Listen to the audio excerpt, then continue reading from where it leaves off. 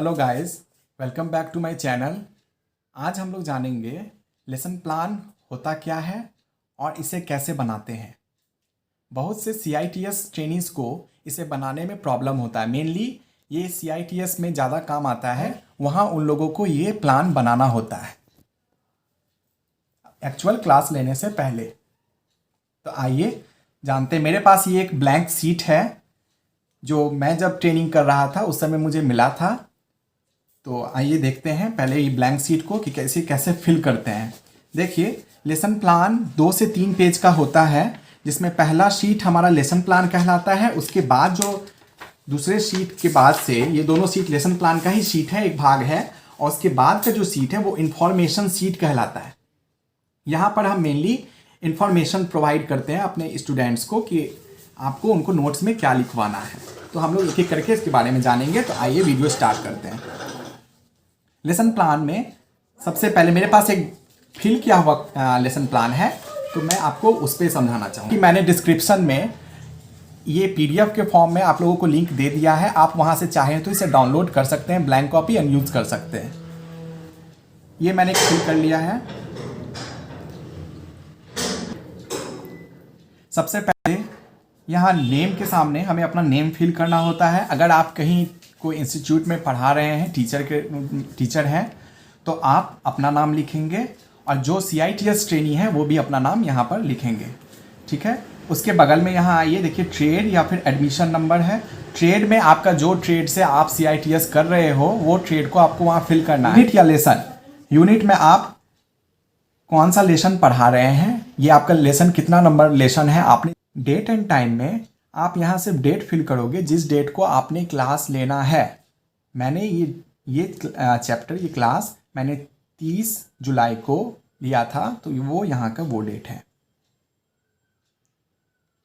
अब आते हैं पहला स्टेप, क्योंकि मैंने आपको वीडियो के स्टार्ट में भी बताया था कि लेसन प्लान बनाने के 4 मेजर स्टेप्स होते हैं: प्रिपरेशन, प्रेजेंटेशन, एप्लीकेशन और टेस्टिंग या फिर इवैल्यूएशन। तो अब आते हैं पहला स्टेप पर, प्रिपरेशन। प्रिपरेशन में क्या करना होता है, हमें क्लास लेने से पहले खुद प्रिपेयर होना पड़ता है उस चैप्टर को पढ़ाने से के लिए। उसमें हमें कुछ मटेरियल्स जुटाने पड़ते हैं एक चैप्टर बनाने के लिए। तो वहाँ हम लोग उसको लिखते हैं। तो हमारा टाइटल और टॉपिक में आते हैं। सबसे पहला है टाइटल या फिर टॉपिक। आप कौन सा चैप्टर पढ़ाने वाले हो, आपका टॉपिक क्या है, आप वहाँ ये फिल करोगे। फॉर एग्जांपल, मैं ये उस दिन ड्रिल चैप्टर पढ़ाया था, तो मैंने यहाँ ड्रिल लिखा था। हालांकि ड्रिल एक एंड कटिंग टूल है, इसलिए मैंने ड्रिल को ब्रैकेट में लिखा और एंड कटिंग टूल इसका मेजर टॉपिक हुआ। अब आते हैं ऑब्जेक्टिव्स। ऑब्जेक्टिव का अर्थ होता है कि इस क्लास के बाद आपके ट्रेनीज या फिर आपके स्टूडेंट्स क्या सीखेंगे, उन्हें क्या जानने को मिलेगा, वो आपको यहाँ लिखना है। मैंने उनको एंड कटिंग टूल्स के अंदर ये 4 चीज़ें उस दिन की क्लास में बताया था। A, टाइप्स ऑफ ड्रिल के बारे में, B, parts of A twist drill के बारे में, C, drill size and angles, और D, बेंच ड्रिलिंग मशीन के बेसिक नॉलेज उसको दिया था।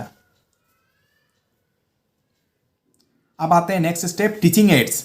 टीचिंग एड्स में यहाँ पहले से फिल किया हुआ है, आपको फिल नहीं करना है। फॉर एग्जांपल, अगर आपके पास नहीं फिल किया हुआ है इसे, तो आप जो एड का प्रयोग यानी जो साधन का प्रयोग आप कर रहे हैं पढ़ाने के दौरान, आप वहाँ वो फिल करेंगे। फॉर एग्जांपल, आप ब्लैक बोर्ड का प्रयोग कर रहे हैं, आप ब्लैक बोर्ड लिखें। वाइट बोर्ड प्रयोग कर रहे हैं, वाइट बोर्ड लिखें।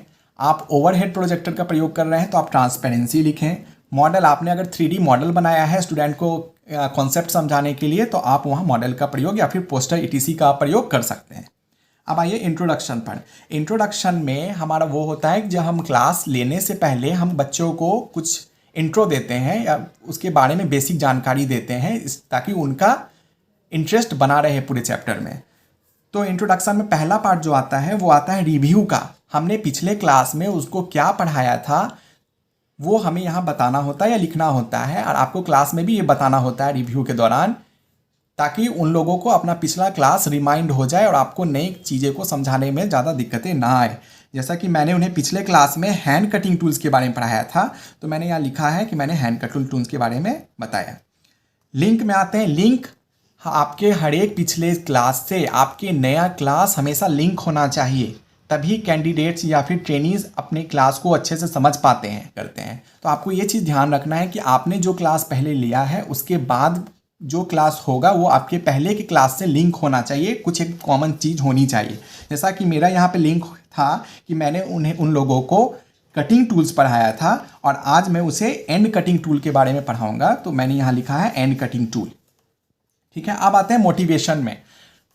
ट्रेनीज ये हमेशा जानने की कोशिश करते हैं कि आप जो उन्हें चैप्टर पढ़ा रहे हैं वो उनके लिए क्यों ज़रूरत है, उनसे उन्हें क्या होगा, क्या फ़ायदा मिलेगा, क्या सीखने को मिलेगा। तो आपको उन्हें मोटिवेशन देना चाहिए। तो मोटिवेशन में आप कुछ भी आप अपने एनवायरनमेंट, आपके अगल बगल से जो भी आपको एग्जाम्पल मिलता है मोटिवेशन के रूप में, आप उसे यूज़ कर सकते हो गया। अब आते हैं प्रेजेंटेशन में। प्रेजेंटेशन में हमें क्या करना होता है, उसी चीज़ को प्रेजेंट करना होता है कि हमने क्या क्या चीज़ आज क्लास में डिस्कस करना है, आप वो चीज़ यहाँ लिखेंगे। ऑब्जेक्टिव्स में आप छोटा वन लाइन के रूप में आप मेन कीवर्ड्स को हाईलाइट करके इस पर लिखेंगे। जैसे आज मैंने डेफिनेशन बताना है इसमें, तो मैंने लिखा definition of A drill. Drill की परिभाषा क्या है, आप यहाँ पर एक छोटा सा आप परिभाषा तैयार कर लें क्लास में एंटर करने से पहले, उसको यहाँ लिख लें इन्फॉर्मेशन पॉइंट्स में, ताकि आप उनको बता पाएँ। स्पॉट्स हिंट का मतलब होता है आप ये चीज़ बताने के दौरान आपने क्या प्रयोग किया, आप वहाँ ये लिखेंगे। जैसे मैंने इसको पढ़ाने के लिए, इस टॉपिक को यहाँ लिखने के लिए मैंने वहाँ पर वाइट बोर्ड का प्रयोग करना है, तो मैंने यहाँ वाइट बोर्ड लिखा था।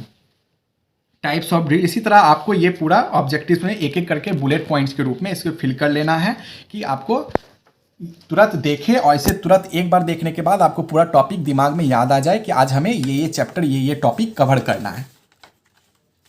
अब आते हैं एप्लीकेशन में।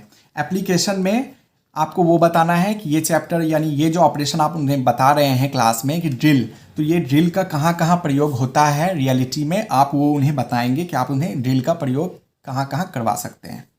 समरी में कुछ नहीं करना है, आपको जो आपने फर्स्ट में यहाँ ऑब्जेक्टिव्स में लिखा था उसी को 2 कॉपी यहाँ पर आपको लिखना होता है, कुछ नहीं उसमें एक्स्ट्रा करना है, आपको वही चीज़ लास्ट में समरी में लिखना होता है। अब आइए टेस्ट एंड क्वेश्चंस, ये आपका चौथा मेजर स्टेप्स होता है आपके लेसन प्लान का। बहुत बड़ा इसमें इंपॉर्टेंट रोल होता है आपके क्लास लेने के दौरान, कि आप जब भी क्लास लेते हो पढ़ाने के बाद आप क्विक रिवीजन के लिए अपने चैप्टर से 2, 3, 4, 5 short questions, one liner objectives आप तैयार करके जाएं और उसे ही यहाँ पे क्वेश्चंस में लिखना होता है, जो आप क्लास लेने के बाद अपने कैंडिडेट्स स्टूडेंट से पूछेंगे क्लास में। तो मैंने भी ये 4 तैयार लिखा था कि मुझे क्या क्या ये चैप्टर के बाद स्टूडेंट से पूछना था, तो वही आपको यहाँ भी लिखना है। ठीक है, आप इसमें ये चीज़ का ध्यान दें कि ये डिस्क्रिप्टिव नहीं होना चाहिए, विस्तार नहीं होना चाहिए, सिर्फ 1 से 2 वर्ड या फिर 1 से 2 लाइन का ही आंसर होने वाला क्वेश्चंस होने चाहिए। असाइनमेंट में का मतलब होता है होमवर्क।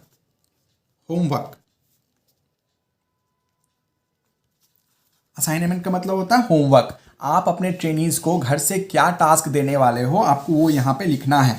जैसा कि मैंने उन्हें इस पर मैं विस्तृत नोट बनाने के लिए कहा था कि आप इस पर नोट्स बनाइए, तो मैंने वही लिखा था। आपको जो अपने स्टूडेंट्स को घर से होमवर्क देना है आप उसको इस कॉलम पे फिल करेंगे।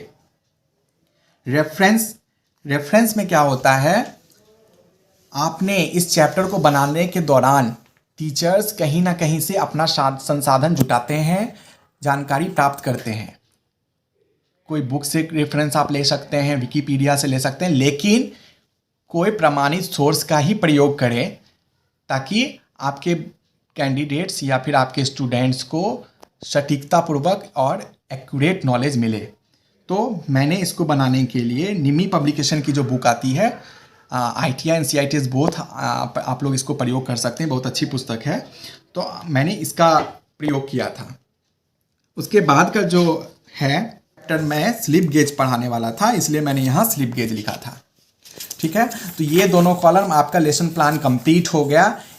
इसे कंप्लीट करने के बाद आपको इंफॉर्मेशन सीट आप 1 भी लगा सकते हो, 2 भी लगा सकते हो। अगर आपके पास ज़्यादा मटेरियल बच्चों को लिखवाना है एज अ नोट्स तो आप 2, 3 लगा सकते हो, मैक्सिमम 3, उससे ज़्यादा नहीं होने चाहिए, 3, 4 काफ़ी हैं। और आप मिनिमम एक तो लगाओ ही। इसमें इंफॉर्मेशन सीट में होता है कि जो आपने बुलेट फॉर्म में या शॉर्ट करके लिखा था, आप उसको विस्तार पूर्वक अपने स्टूडेंट्स ट्रेनिंग्स को लिखवा दो, ताकि उनके कॉपी में एज अ नोट्स वो अच्छे से रहें और एग्ज़ाम टाइम वो उनका रिवीजन कर पाए। तो वही चीज़ को, वही चैप्टर को मैंने यहाँ पर विस्तार पूर्वक लिखा है जो मुझे क्लास में पढ़ाना था। ठीक है, आप इसे अट्रैक्टिव बनाने के लिए जैसे आप देखिए कि मैं इसे डार्क पेन या फिर 0.5 के मार्कर से लिखता हूँ, ताकि मेरा इस पर ज़्यादा फोकस आ पाए। और उससे भी ज़्यादा अगर मुझे कोई अच्छा टर्म्स लगता है जो मुझे अपने कैंडिडेट्स को या फिर ट्रेनिंग्स को बताना चाहिए, तो मैं उसे हाईलाइट भी कर देता हूँ साथ में, ताकि मेरा फोकस उस पर जल्दी जाए। तो गाइज, मुझे लगता है आप लोगों को ये पूरा अच्छे से समझ आया होगा कि लेसन प्लान कैसे बनाते हैं। अब आपके कोई भी डाउट्स नहीं होंगे, आई होप सो। अगर कोई भी डाउट्स हैं तो आप नीचे कमेंट्स कर सकते हैं, मैं आपके कमेंट्स को पढ़ूंगा और मैं अच्छे से आंसर भी दूंगा। तो गाइज, आज के लिए बस इतना ही। Like, share and subscribe to my channel, and also press the bell icon so that you can get the new notifications soon as possible.